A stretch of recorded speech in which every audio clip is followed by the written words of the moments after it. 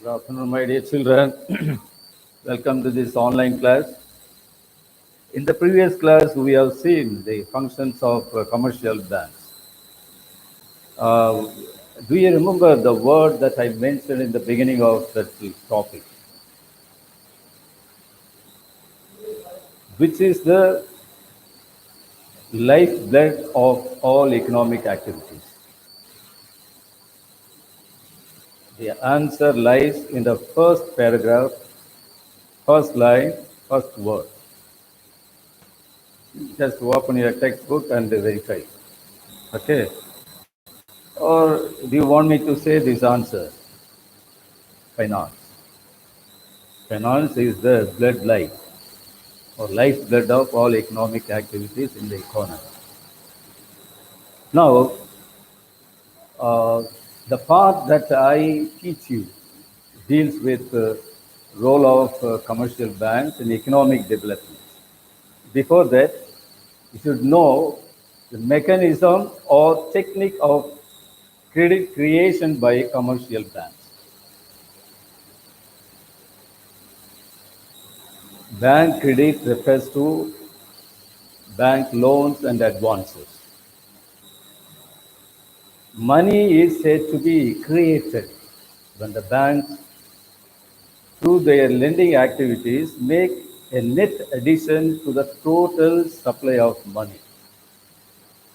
Likewise, money is said to be destroyed when the loans are repaid by the borrowers to the bank, and consequently, the credit already created by the banks is wiped out in the process. As you know, the banks have the power to expand or contract demand deposits, and they exercise this power through granting more or less loans and advances. So this power of a commercial bank to create deposits through expanding loans and advances is known as credit creation. Okay, this is what is called the mechanism of credit creation by commercial banks. So two more questions can be asked in the examination. That is why you please remember these words. Which is the lifeblood of all economic activities? Finance. This is not book back question, but this may be considered as a creative question under creative question category. Now, credit creation literally means the multiplication of loans and advances. You know, every loan creates its own deposits. Central bank insists the banks to maintain a ratio between the total deposits they create and the cash they possess. Okay, so this is the ratio that has to be maintained between the total deposits and the cash in their possession. This is about credit creation. Next, we come to the role of commercial banks in economic development. For the development of an economy in any country, banks are the backbone. Without the support of the banks, it cannot be expected that the economic development would be there. That is why it is very essential to know the importance of commercial banks in the role of economic development. Now, there are 8 items to be explained to you. Now, let me explain one by one. Now, the first is capital formation. Banks play an important role in the capital formation, which is essential for the economic development of a country. You know, the banks mobilize savings, that is, small savings of the people scattered over a wide area through the network of branches all over the country and make it available for profitable or the productive purposes. Nowadays, banks offer attractive schemes to induce people to save their money with them and bring the savings mobilized to the organized money market. So, if the banks do not perform this function, savings either remain idle or used in creating other assets. So that is why the capital formation is to be done. Okay. The next point comes credit creation. Banks create credit for the purpose of providing more funds for development projects. Credit creation leads to increased production, employment, sales, and prices, and thereby bring about faster economic development. So, this is about how the credit is created. Next is channelizing the funds towards the productive investment. How the funds are channelized for useful investment projects. That is what is going to be learned under this point.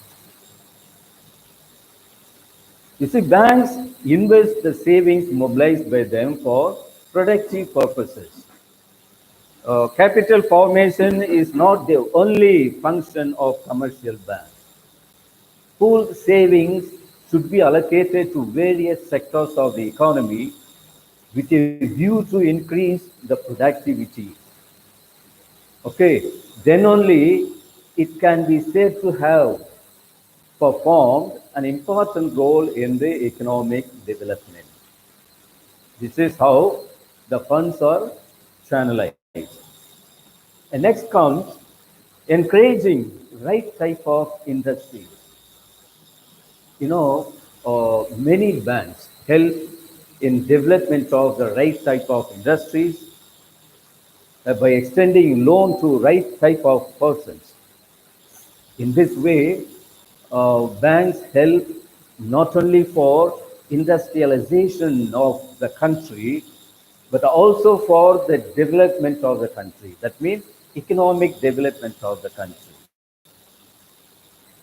Banks provide, or grant loans and advances to manufacturers whose products are, great demand. Okay, so those products are in great demand.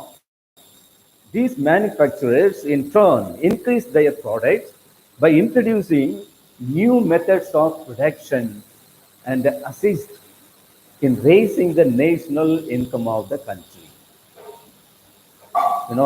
Subprime lending is also cloned. This is how there was an economic crisis in the year 2007 and 8 in the US. Underline this point. You must keep it in your mind. There was an economic crisis appeared or happened in the US. In which year or in which country? The question may be asked in different ways. So economic crisis happened in the US in 2007 and 8. The next is banks monetize debt. You see, commercial banks transform the loan to be repaid after a certain period into cash, uh, which can be immediately used for business activities. The manufacturers, wholesale traders cannot increase their sales without selling goods on credit basis. You might have seen most of the wholesale traders or manufacturers sell their goods on credit basis. If they expect fully only in receiving the full amount on the sales of goods and services, it cannot be happen. They cannot get full amounts by selling their goods. That is why credit sales is maintained or followed in the business. But sometimes what happens, credit sales may lead to locking up of capital. So as a result, production may also be reduced. So as banks are lending money by discounting bills of exchange, the business concerns are able to carry out economic activities without any interruption. That is very important point to be noted here. Okay? Now, then comes the finance to government. Banks give or offer finance to the government sector. Government is acting as a promoter of industries in underdeveloped countries. Okay, but here the banks provide finance to the government. How they invest their funds in government securities and provide long-term credit. So long-term credit is given to the government by investing their funds in government securities, and short-term finance by purchasing the treasury bills. Understood? This is how long-term credit and short-term finance are given to government by the banks. Got it? The next is employment generation. You know, we have already seen, in the, under the uh, title of industries now occupy more workers. There are ample opportunities available in the industrial sector, and at the same time, we have to think of the benefits derived from the ban. After the nationalization of big banks, banking industry has grown to a great extent. Banks branches are opened frequently, which leads to the creation of new employment opportunities. That is how the employment opportunities are generated by the banks by opening branches. Suppose there is only one branch or only two branches. Can we offer employment opportunities to others? No. Since there are more number of branches open frequently, that is very important word to be maintained. So this creates a lot of opportunities. Opportunities of what? Employment or job opportunities. The last point of the economic development which is arrived by the commercial bank is banks promote entrepreneurship. That is also very important point to be noted here. You see, in recent days, banks have assumed the role of developing entrepreneurship. Not only that, the new entrepreneurs are grown because of the efforts taken by the banks.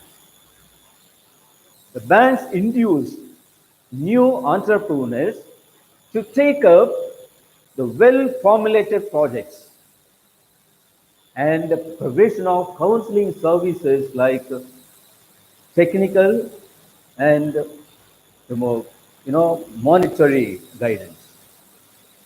Okay, this is how the banks are helpful in encouraging entrepreneurs for taking up of all the profitable projects. Understood? Not only that, banks offer 100% credit for worthwhile projects, which is also technically feasible. Feasible, technically feasible, and economically viable.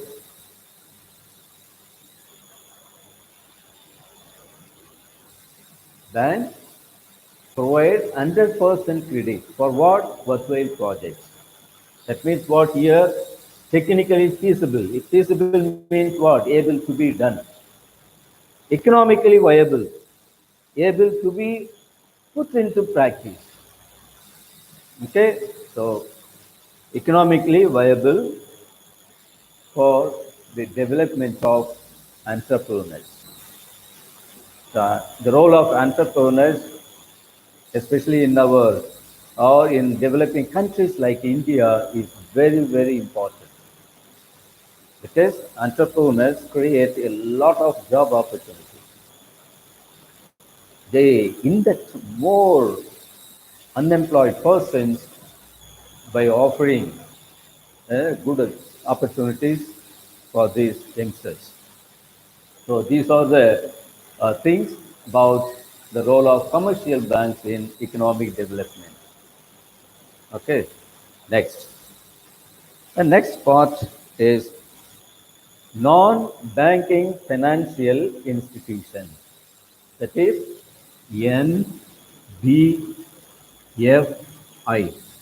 NBFI.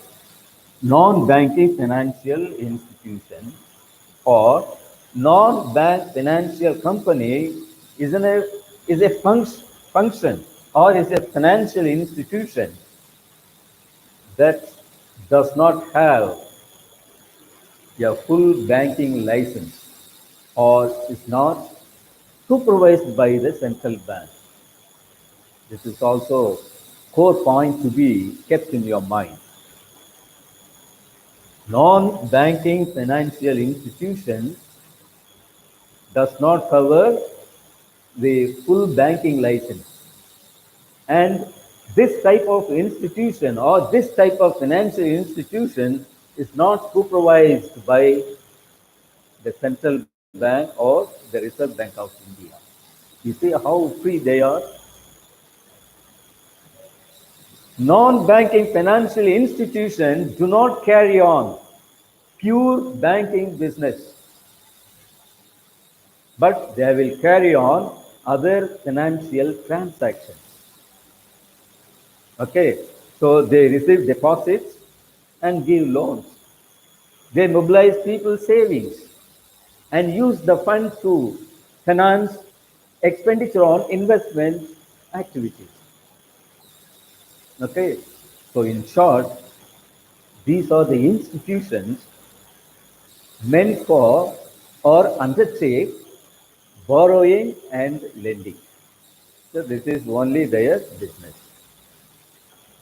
Non-banking financial institutions are classified into two types. One is the stock exchange and another one is other financial institutions. So the later category comes finance companies, finance corporations, insurance companies, unit trusts, all these come under this category. Okay, so this is about non-banking financial institution. Next, we come to a very important part of this chapter, central bank. What is the name of Central Bank of China? Understand this question and find out answer. So in the next online class, I will tell the answers. Okay, but you must find out yourself. First question: what is the name of Central Bank of China? How is central bank called as in New Zealand? How is central bank called as in New Zealand? Okay. What is the name of central bank in India? What is the name of central bank in India? This question you can readily say answer. Hmm? Yes. Listen. Here, central bank, Reserve Bank, or monetary authority controls or manages the state's currency, money supply, and interest rates. Okay.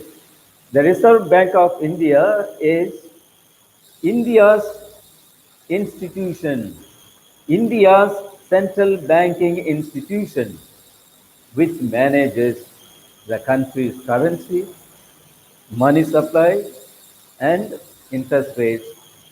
And apart from this, it controls the monetary policy of Indian rupee. Okay, so central bank or RBI controls monetary policy of Indian rupee.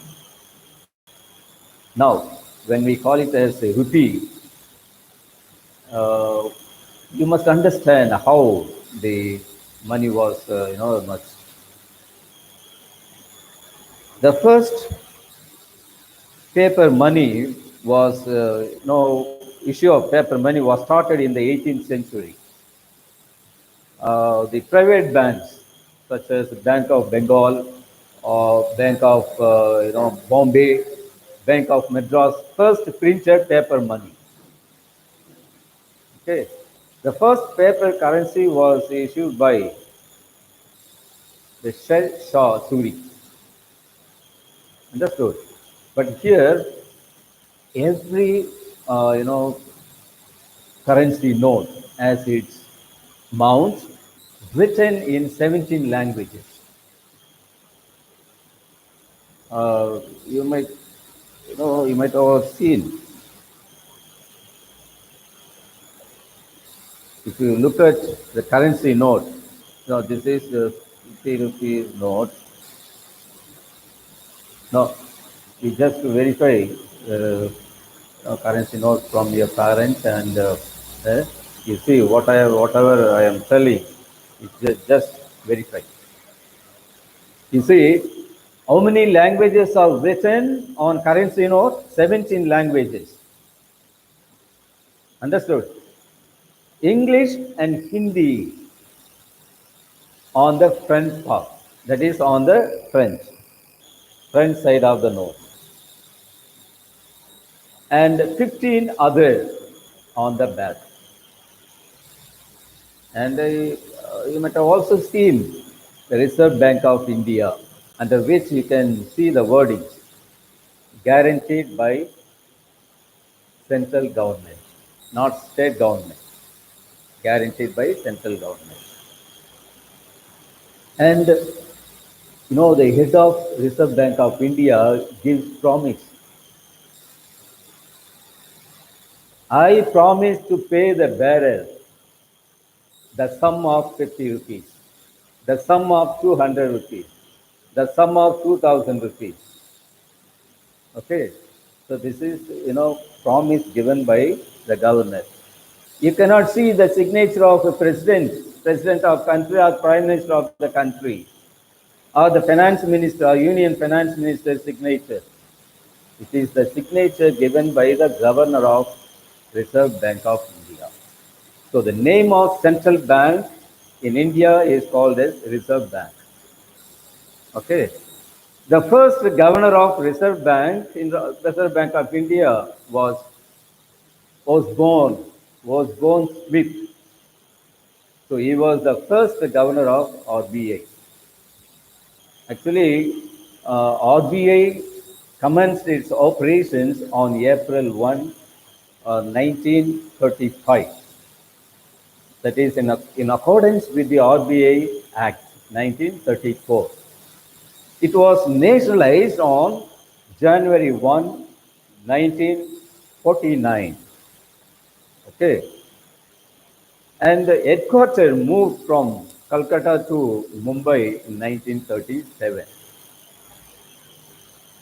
So this is, the introductory part of the Reserve Bank of India. Now you keep all these points in your mind, and I stop with this role of commercial banks and the introductory part of Reserve Bank of India. I shall continue the functions of RBI in the next online class. Thank you for your patience. And whenever the online class is going on, please observe patience. Then only you cannot be a patient. Okay? If you observe 100% patience, definitely you will learn a lot of things from the teachers. Pay your attention and utmost care to this online class. Thank you.